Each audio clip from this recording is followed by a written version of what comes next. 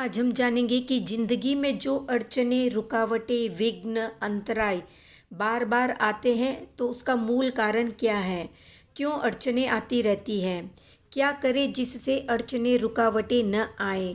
तो जैन दर्शन के अनुसार 8 कर्मों में एक कर्म है अंतराय कर्म, जिसका काम ही है जिंदगी में अड़चने, रुकावटें डालते रहना। तो अब जानते हैं अंतराय कर्म कैसा होता है और उसकी प्रकृतियों के बारे में।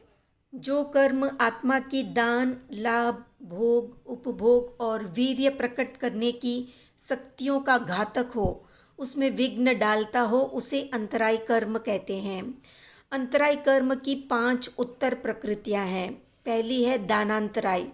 दान की वस्तुएं विद्यमान हो, योग्य पात्र भी उपस्थित हो, दान का फल भी सुविज्ञात हो, फिर भी जिस कर्म के उदय से दान देने का उत्साह न हो, दान देने की इच्छा न हो, उसे दानांतराय कर्म कहते हैं।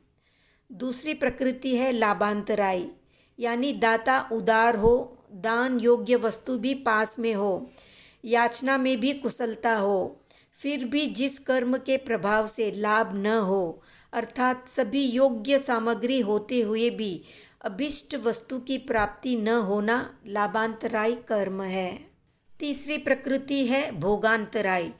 भोग के साधन विद्यमान हो और उन वस्तुओं का त्याग भी न हो, उनसे विरक्ति भी न हो, फिर भी जिस कर्म के प्रभाव से भोग्य पदार्थों को भोगा न जा सके, उसे भोगांतराय कर्म कहते हैं। भोग यानी एक बार भोगने योग्य वस्तु, जैसे आहार आदि। चौथी प्रकृति है उपभोगांतराय, यानी उपभोग्य। इसका मतलब होता है कि जो पदार्थ बार बार भोगे जाते हैं, जैसे वस्त्र इत्यादि, वो सारी वस्तुएं पास में हो, उनका त्याग भी न हो, फिर भी जिस कर्म के उदय से जीव उपभोग्य वस्तुओं का उपभोग न कर सके, वो उपभोगांतराय है। पांचवी प्रकृति है वीर्यांतराय।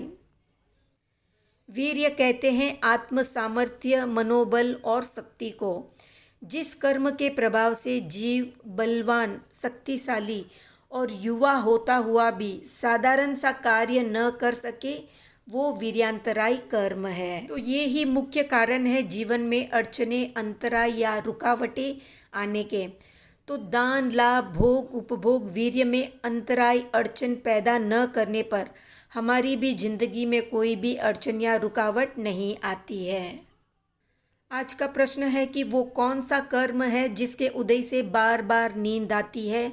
कमेंट में बताएं। वीडियो पसंद आया तो लाइक, शेयर, सब्सक्राइब करें।